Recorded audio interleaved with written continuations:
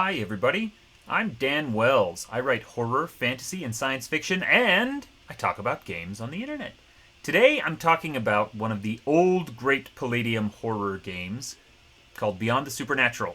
And I threw up a little supernatural background here. Sorry about this dude who got stuck behind the picture, but I actually haven't watched deep enough into the series to know who that is, so I don't feel bad about not having his face on the thing. Anyway, Beyond the Supernatural isn't actually related to the show Supernatural in any way, but they are thematically related, in which Beyond the Supernatural is an old Palladium game that is kind of an urban fantasy supernatural horror themed RPG set in the modern day. It was actually, I think, I initially put up a background of the X Files rather than Supernatural, and but I didn't want to give it like an alien kind of vibe because it isn't really. It's not about aliens, although you absolutely could put them in. It's mostly more about monsters and things like that. But even the cover. Let's see how well you can see this. I mean, if that doesn't look like Mulder and Scully there in the corner, I don't know what does. So even the publisher admits that there's a very strong X-Files vibe to this. And before you think that the game is just kind of ripping off various TV shows, this game came out in 1987 and predates Supernatural and X-Files and all of those kind of modern horror TV shows by a significant margin, by several years. The one that I have is Second Edition, which came out in 2005, and so it's much later on. But just to kind of show off my bona fides here, check that out. Signatures from so many of the people. When I tell you that I'm a Palladium fanboy, you need to understand that I'm a Palladium fanboy. Anyway, Beyond the Supernatural is one of the many Palladium horror games. They do Nightbane, they do Dead Rain, they do lots of different horror titles. Even Rifts is kind of primarily, in my mind, horror, although it's kind of action horror rather than actual let's be afraid of something horror. Anyway, Beyond the Supernatural is kind of the purest expression of that, in that it is about people fighting against supernatural creatures and monsters and things like that. One of the things that I love about this edition in particular is the way that it structures the magic system, the psychic system, I should say. The core book doesn't have any magic in it. It's all psychic, such that. Well, okay. I think we need to start by explaining what PPE is, potential psychic energy. It's one of the defining characteristics of the Palladium multiverse of games. The idea that every living thing has a certain amount of potential psychic energy, and that psychic energy can be spent in order to do stuff, to cast spells, to do rituals, to whatever, and it doubles at the point of death. And so that's where the rifts came from, was a whole bunch of people died all at once, and this massive surge of this energy came out and disrupted everything. That's also why vampires hunt us. That's why a lot of different creatures hunt us, because they feed on that energy and they want to take it away, and so they kill us, and then suddenly they get twice as much, rather than just bleeding off little bits and leaving us alive. So one of the great things that this game has done that I think is really cool is they have posited this idea that our amount of psychic energy that we have within us grows in response to the psychic energy around us. So if you are in a laboratory kind of environment, or if you're on a talk show like used to be really popular in the 80s when people were trying to prove and disprove the existence of psychic powers, then yeah, in that environment where there's no supernatural creatures around, you're not under any significant threat or danger, sure, you're not going to be able to bend a spoon under those conditions, of course not. But when an actual monster shows up, when a demon is there, you might be strong enough. You might get a surge of psychic energy strong enough to help you throw a car at him. And so it can make it a little tricky if you're playing a psychic character and you're trying to use these psychic powers, and you're like, well, how many points of psychic energy do I have right now? Because it can fluctuate, it can change. There are multipliers based on your situation. But once you get your head around that, it's a really neat system. Anyway, that's getting kind of into the weeds, and we haven't talked about the core parts of the system yet, which is that for the most part, you're going to be playing a psychic investigator. And there are a lot of different psychic characters and character classes that you can draw on in this game. First of all, because it's a modern thing, your education level is completely separate. And actually, one of the character classes in here is called the Ordinary Person, someone who doesn't have any incredible powers or training or anything and is just you. Something. And, say what you will about the Palladium game system, the actual mechanics. I love their skill system. I genuinely love it. It doesn't come into play a lot in the game, Like, if you're a botanist, that might not come up unless your GM throws you a bone and makes one adventure about, like, an evil plant or something. But the fact that there is such a robust skill system, that there's this incredible diversity of real-world educational backgrounds and things like that, I love it. It's not just all, stealth and athletics and kind of the generic how are we going to move through the world kind of skills, but actual electrical engineering and mechanical engineering and computer engineering, and how do those skills relate to each other, and which one are you better at based on what kind of education you got. I love their skill system. This is an incredibly complete and full version of it, and it's fantastic. So you start there, and then you pile on, unless you're the Ordinary Person, you pile on some psychic powers on top of that. Now, this is, in my opinion, the single greatest strength of Beyond the Supernatural as a game, is a character class is pages and pages of information. And it's not just quick little things like, you're a barbarian, so here's a strength bonus, and then twice a day you can rage, or whatever it is for a barbarian. It goes into so much detail about how your powers work, how your powers can be bad as well as good, how your powers will affect the way that you interface with the world and interact with the rest of the people. So let me give you a couple of examples. One of the ones that I love in here is called the Psychic Sensitive. So let's flip to them real fast. Now, a Psychic Sensitive, their job, here we go. Very cool line art in this game. I dig it. Psychic Sensitive is someone who is aware of supernatural stuff in the world. They know that there are monsters out there. They know they can sense those monsters. They can feel those monsters. And yet there's not much they can necessarily do about them. All their powers are sensitive. They are the radio. They are the sensor. And then they have to rely on the rest of the party to actually do something about it. And so there are, multiple pages of text here just kind of describing what that's like. There's bits, flavor, narration, saying, well, what is it like to really live with that? The idea that you are always inescapably aware of where the supernatural monsters are and how many there are and what they're doing. And do you, try to keep your head down so that they don't notice you?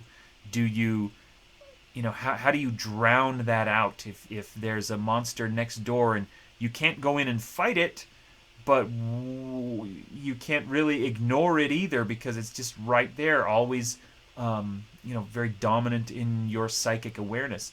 And I love that idea. I love this character concept of someone who is a powerful psychic and has these great sensitive powers, but there's a downside to them as well.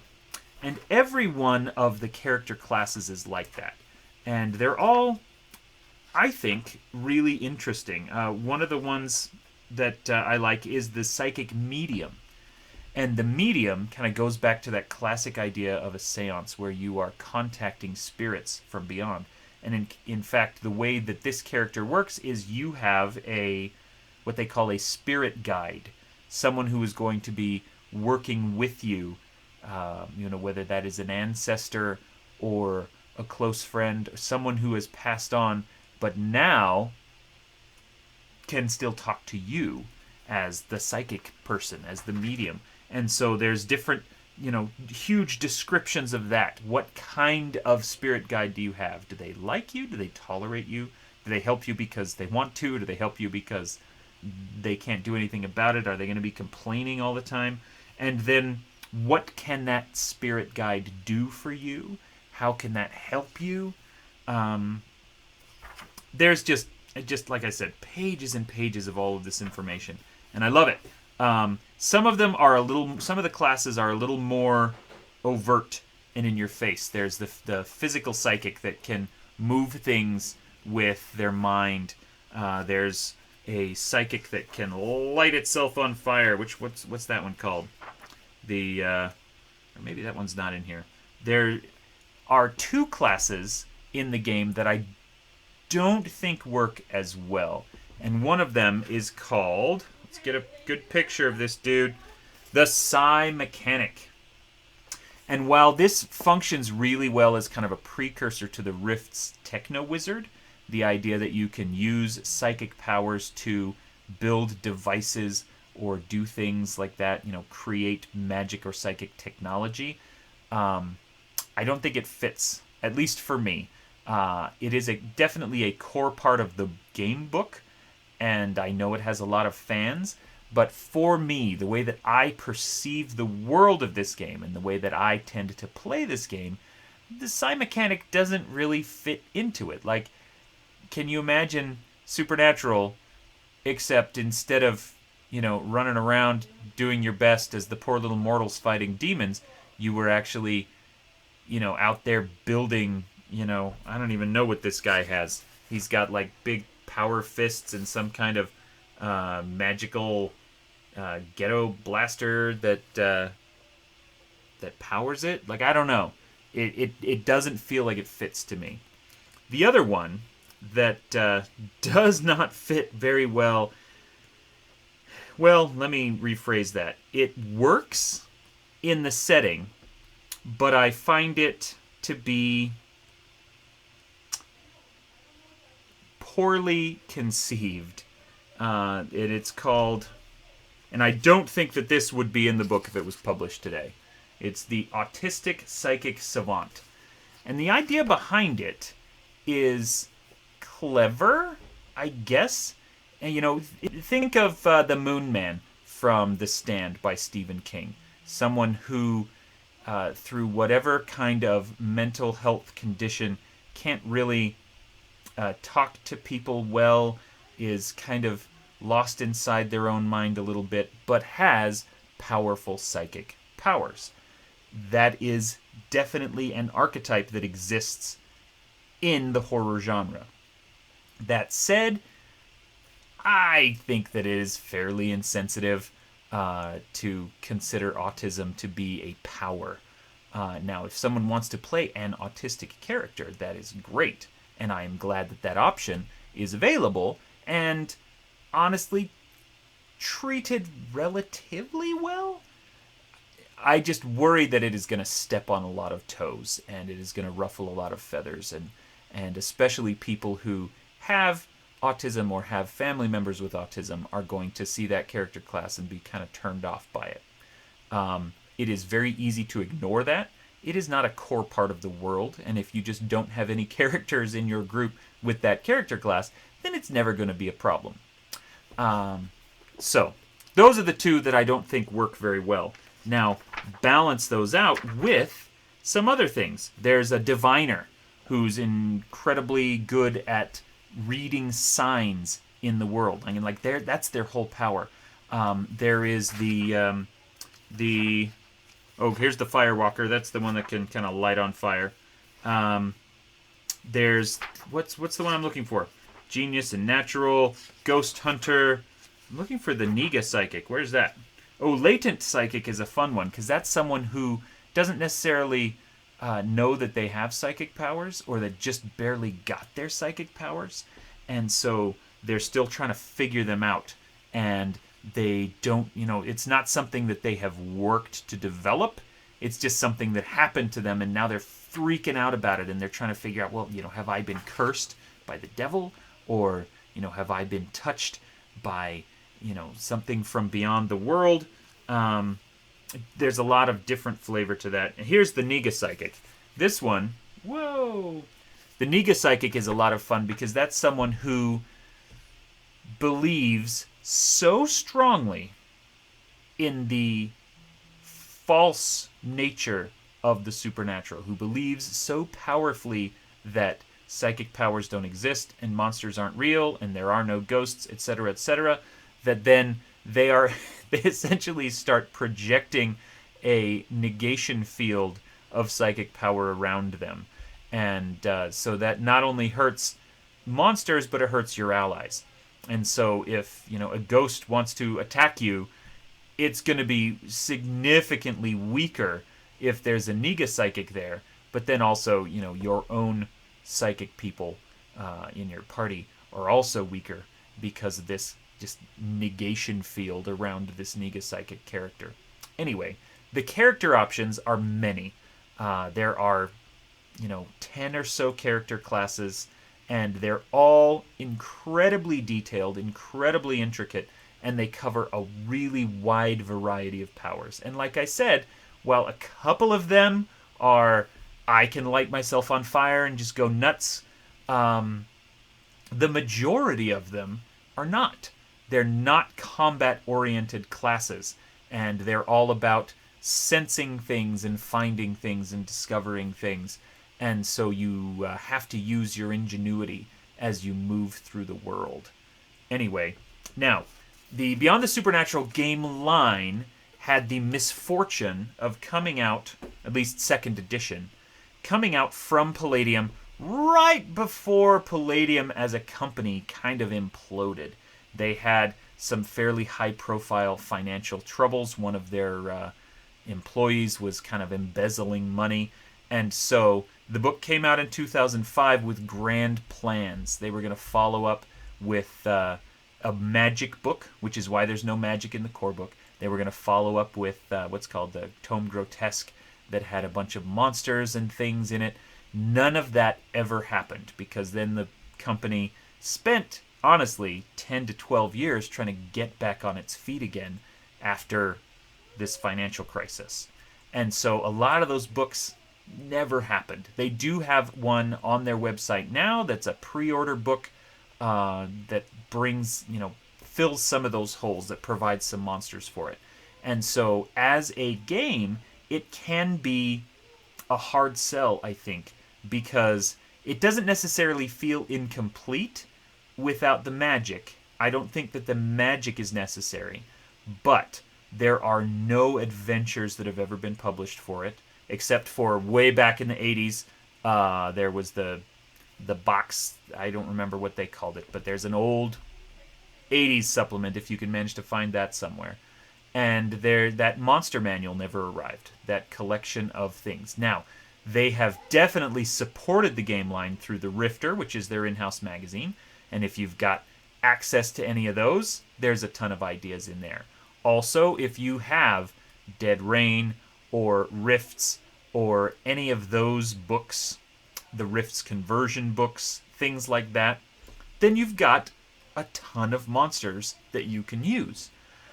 Also, I think the fact that the game kind of focuses more on investigation than on combat makes monsters less necessary. You can watch an episode of Supernatural or of X-Files or of something like that and say, hey, I'd love to do a story about that, and then throw your players into a situation where they're not, rolling initiative and fighting against a monster, but they're, struggling to banish something or to find an artifact that has been lost, all kinds of things like that.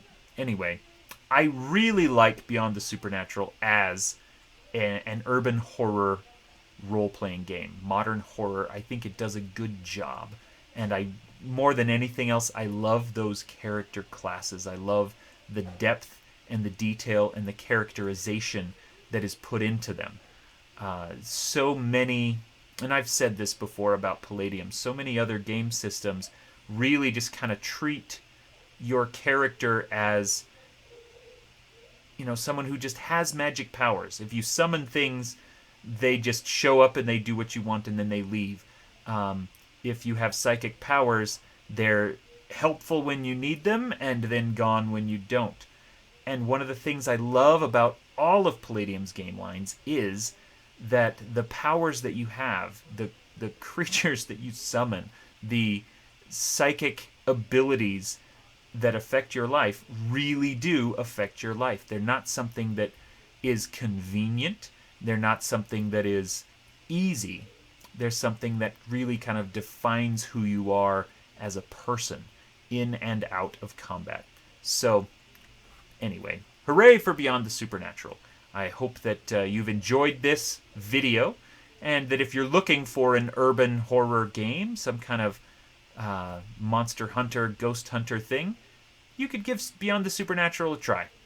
Anyway, thanks for watching. My name is Dan Wells, and you are awesome.